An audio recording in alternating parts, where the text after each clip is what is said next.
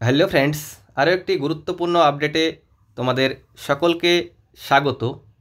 এই মুহূর্তে একটি বড় আপডেট আমাদের কাছে চলে এসছে, তোমাদের মধ্যে সেটাই শেয়ার করব। 2023 স্টেটের রেজাল্ট নিয়ে। 2023 স্টেটের রেজাল্টের কিন্তু অনেক দিন দেরি হয়ে গেল। পরীক্ষা অনেক দিন হয়েছে, কিন্তু রেজাল্ট বেরোতে অনেকটাই দেরি হচ্ছে। কেন দেরি হচ্ছে?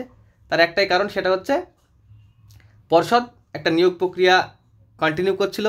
তোমরা জানো 11,765 নিয়োগ প্রক্রিয়া চলছে। এছাড়াও সুপ্রিম কোর্টের নির্দেশে একটা ইন্টারভিউ প্রক্রিয়া চলছিল, সেই ইন্টারভিউ নিয়েও পর্ষদ ব্যস্ত ছিল। এই জন্য তারা মডেল অ্যান্সার কি আপলোড করতে পারেনি এবং রেজাল্ট নিয়েও কোনো চিন্তাভাবনা করেনি। কিন্তু এই মুহূর্তে এই সমস্ত প্রক্রিয়া প্রায় শেষের দিকে। তো পর্ষদ এখন সিদ্ধান্ত নিয়েছে 23 স্টেটে রেজাল্ট পাবলিশ করবে। কবে পাবলিশ করবে? খুব তাড়াতাড়ি, অর্থাৎ আগামী বুধ বৃহস্পতিবারের মধ্যেই কিন্তু মডেল অ্যান্সার কি পর্ষদ ওয়েবসাইটে আপলোড করে দেবে। তার কিছুদিন পরে, অর্থাৎ 7 থেকে 8 দিন পরেই পর্ষদ তার নিজস্ব ওয়েবসাইটে রেজাল্টও বের করে দেবে। অর্থাৎ 23 স্টেটের রেজাল্ট বেরোতে হয়তো আর 2 সপ্তাহ সময় লাগবে।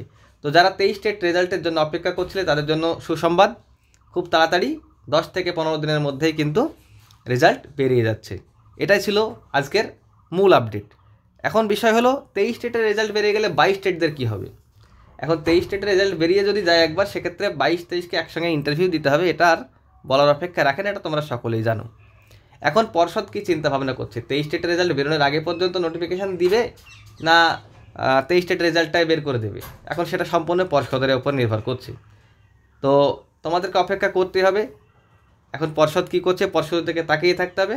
আর আরেকটা বলবো, 22 ঐক্যমঞ্চকে আমি আবারও রিকোয়েস্ট করব, তারা যেন আর একটা বড় আন্দোলন করে এবং পর্ষদে দেখা করে। যে পর্ষদ সভাপতি এতদিন ধরে একটা কথা বলে আসছে, 22 স্টেট আর 23 স্টেট কোনোদিনই এক হবে না।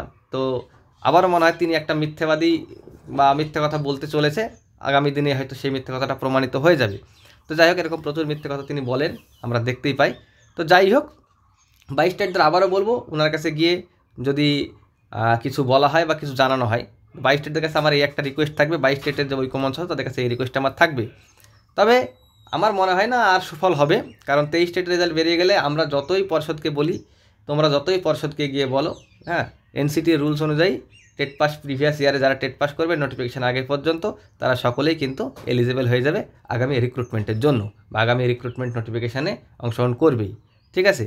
তো দুঃখ হয়তো হচ্ছে 22 স্টেট যারা পাস করেছে, কিন্তু বাস্তবটাকে তো মেনে নিতে হবে, বাস্তব বড় কঠোর। তবে একটা কথা তোমাদের বলবো, যে শেষ ভালো তার সব ভালো যার। ঠিক আছে? অর্থাৎ সব শেষ ভালো যার সব ভালো তার। তো অবশ্যই আশা করা যায় শেষটা তোমাদের জন্য ভালোই হবে। তো 23 স্টেট আর 22 স্টেট একসঙ্গে হলে ভ্যাকান্সিটা যদি একটু বেশি দেয়, সেক্ষেত্রে খুব একটা খারাপও হবে না। এই নিয়ে পরবর্তীতে ভিডিও আপলোড করা হবে। তো আজকের ভিডিও এ পর্যন্তই। Thank you.